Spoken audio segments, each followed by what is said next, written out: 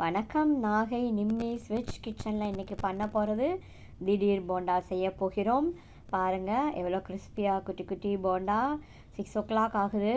என்ன ஸ்நாக் பண்ணலான்னு யோசனை பண்ணிங்கன்னா, சாட்டர்டே ஈவினிங்காக இருக்குது, என்ன பண்ணலான்னு யோசனை பண்ணுறீங்களா? இல்லை வாங்கலாம் ஆர்டர் பண்ணலான்னு நினைக்கிறீங்களா? வேண்டாம், உங்கள் வீட்டில் நிச்சயமாக தோசை மாவு இருக்கும். இதை செய்து பாருங்கள்.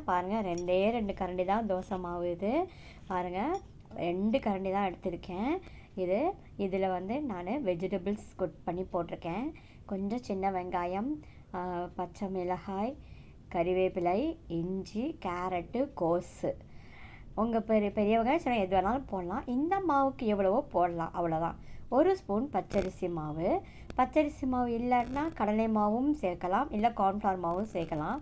1/4 ஸ்பூன் மிளகாய்த்தூள், தனி மிளகாய்த்தூள். கொஞ்சோண்டு உப்பு, ஏன்னா அந்த காய்கறிக்கான உப்பு தான் நான் போடுறேன். இப்போ இது எல்லாம் நல்லா மிக்ஸ் ஆகணும், அந்த மிளகாய்த்தூள் உப்பு எல்லாம். இப்போ நான் இதில் நான் கேரட்டு கோஸ் சேர்த்துருக்கேன். அது ஆப்ஷனல் தான். வெறும் பச்சை மிளகாய், இஞ்சி, வெங்காயம் கூட போதுமானது தான். இல்லை வெறும் பச்சை மிளகாய், இஞ்சி கூட போடலாம், ஒன்றும் கிடையாது. அந்த உள்ளார அந்த கிறிஸ்பினஸ் குறையும், அவ்வளோதான், வேறு ஒன்றும் இல்லை. இப்போ கடலை மாவும் போடலான்னு சொன்னேன் இல்லையா? கொஞ்சம் தண்ணியாக இருந்தால் கொஞ்சம் எக்ஸ்ட்ரா கடலை மாவோ அரிசி மாவோ இழுக்கும். இது ஃப்ரெஷ் மாவு, அதனால் திக்காக இருக்கிறதுனால 1 ஸ்பூன் அரிசி மாவு எனக்கு போதுமானமாக இருக்குது. நீங்கள் அந்த அளவுக்கு தகுந்த மாதிரி பார்த்துக்கோங்க. இப்போ நல்லா அந்த மிளகாய்த்தூள் நல்லா மிக்ஸ் பண்ணிட்டா பாருங்கள், கலர் லைட்டாக சேஞ்ச் ஆகிருக்கு இல்லையா? இதில் நான் 2 ஸ்பூன் எண்ணெய் விட்டு கடுகு, உளுத்தம்பருப்பு, பெருங்காயம் தாளித்து கொட்டுறேன். இந்த தாளித்து கொட்டுறது ஒரு கிறிஸ்பினஸ் கொடுக்கும், உள்ள கூடு மாதிரி இருக்கும். இப்போ ஒரு ட்ரையல் குட்டியாக போடுறேன் பாருங்கள், மேலே வந்துச்சு. இப்போ எண்ணெய் ஓகே, எனக்கு எண்ணெய் தயாராகிடுச்சு. குட்டி குட்டி பால்ஸாக போடுங்க, அங்கங்கே தூரமாக விலக்கி கொஞ்சம் கொஞ்சமாக போடலாம்.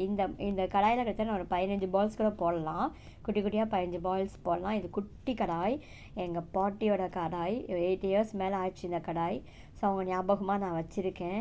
நான் இதில் எவ்வளோ வேணாலும் எண்ணெய் பொரிச்சு, பூரி, சன்னா பூரி கூட இந்த அளவுக்கு பண்ணி நான் பொரிச்சிடுவேன். என்னோடய ஃபேவரைட்டு கடாய் இது. பாருங்கள், இதுலேயும் கிட்டத்தட்ட ஒரு 1/2 லிட்டருக்கு 1/4 லிட்டருக்கு 300 ml எண்ணெய் வைக்கலாம் இந்த கடாயில். இப்போ உடனே நான் திருப்பி போடல, ஒரு நிமிஷம் கழிச்சு தான் நான் திருப்பி போட்டிருக்கேன், கவனிச்சிருப்பீங்க. இப்போ மெல்ல விட்டு திருப்பி போடுங்க, ஏன்னா அந்த மாவோட ஷேப் மாறிடும். அப்பப்போ அங்கே ஒட்டி இருக்க வாய்ப்பு இருக்குது. அப்போ திருப்பி போடும்போது பார்த்து ஒட்டி போடுங்க. பாருங்கள், ஒட்டி இருந்ததுன்னா அது விலக்கி அப்படியே பிரித்து விட்ட மாதிரி பொறுமையாக திருப்பி போடுங்க. ரொம்ப டேஸ்ட்டாக யம்மியாக இருக்கும் இந்த குட்டி குட்டி போண்டா. இது எங்கள் ட்ரெடிஷ்னல் ஃபுட்டு தான் இது, இந்த ஸ்நாக்கு. வீட்டில் யாராவது வந்துட்டால் நிச்சயமாக தோசை மாவு இருக்கலாம், உடனே கரைச்சி ஒரு ஈவினிங் எல்லாருக்கும் போட்டுருவாங்க. இது யார் வந்தாலும், இது கெஸ்ட் வந்தாலும் இதை டக்குன்னு செஞ்சு கொடுத்துருவாங்க. ஒரு ஸ்வீட்டு கேசரியோ ஏதோ செஞ்சு இதை வச்சு கொடுத்துருவாங்க. அதனால் இது சட்டுன்னு பண்ணுற ஒரு பழமையான ஒரு ஸ்நாக்ஸ் இது. ரொம்ப டேஸ்ட்டாக இருக்கும். இதில் கொஞ்சம் கடலை பருப்பு போடலாம்.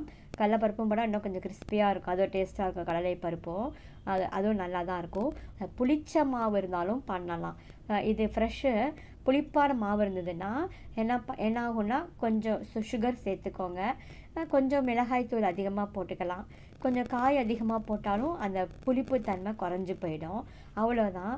அந்த புளிப்பு பிடிக்கிறவங்களுக்கு அது பொரிச்சு எடுக்கும் போது அந்த புளிப்பு தன்மை போயிடுது, ஆனால் நல்லா இருக்கும். ரொம்ப டேஸ்டியாக கிறிஸ்பியாக ரொம்ப நல்லாயிருக்கும். இது தேங்காய் எண்ணெயில் தான் நான் பொரிக்கிறேன். தேங்காய் எண்ணெய் பொரித்து சாப்பிடும்போது நெஞ்சு கரிச்சல் இருக்காது. அதுதான் ஒரு ஸ்பெஷாலிட்டி இந்த தேங்காய் எண்ணெயில். பாருங்கள், வாவ், பாருங்கள், கிறிஸ்பியாக குட்டி குட்டியாக கலர்ஃபுல்லாக அழகாக டெம்டிங்காக இருக்கா. பால்ஸ் ரெடி ஆகிடுச்சு. இப்போ இன்னும் ஒரு ஈடு போட போகிறேன், அவ்வளோதான். எனக்கு 2 ஈடு தான் வந்துக்கிட்டு, குட்டி 30 பால்ஸ் எனக்கு வந்துச்சு. இந்த அளவு நீங்கள் கால்குலேட் பண்ணி நீங்கள் எவ்வளோ வேணுமோ, எத்தனை பேருக்கு எவ்வளோ வேணுமோ நீங்கள் செய்துக்கலாம் ஈவினிங் ஸ்நாக்ஸுக்கு. பாருங்கள், அவ்வளோதான் எனக்கு வந்திருக்கு. நிச்சயமாக உங்களுக்கு இது பிடிக்கும், நிச்சயமாக வீட்டை செய்து பாருங்கள் ஃப்ரெண்ட்ஸ். பாருங்கள், கிறிஸ்பியாக டேஸ்ட்டாக ஒரு போண்டா ரெடி, குட்டி குட்டி போண்டா ரெடி. நீங்கள் செய்து பார்த்துட்டு பாருங்கள். வா சூப்பர். வெளில பாருங்கள், கிறிஸ்பியாக இருக்குது, உள்ளே கூடு இருக்குது, பார்த்தீங்களா? இந்த கூடு நீங்கள் எண்ணெய் காய்ச்சி ஊற்றினால்தான் வரும், இல்லைன்னா இந்த கிடைக்காது, இந்த கிறிஸ்பினஸ் வராது, இல்லைன்னா முழுன்னு இருக்கும். பாருங்கள், சூப்பராக இருக்குதா? உங்களுக்கு நிச்சயமாக பிடிக்கும். டெம்ப்டிங்காக இருக்கும். குழந்தைங்களுக்கு நிச்சயமாக இது பிடிக்கும். பெரியவங்களுக்கும் இது பிடிக்கும். இந்த சீசனுக்கு இந்த கிளைமேட்டுக்கு ரொம்ப ஆப்டான ஒரு டிஃபன் சொல்லி கொடுத்துருக்கேன். ஸ்நாக்ஸு நிச்சயமாக செய்து பாருங்கள். இதை என்னோடய சேனல் பார்க்குற நீங்கள் எல்லாருமே சப்ஸ்கிரைப் பண்ணுங்கள் ப்ளீஸ். ஷேர் பண்ணுங்கள் ஃப்ரெண்ட்ஸுக்கெல்லாம். என்ஜாய் பண்ணுங்கள். Thank you friends. நாகே நிம்மிஸ் வெஜ் கிச்சனுக்கு பார்த்தவங்களுக்கு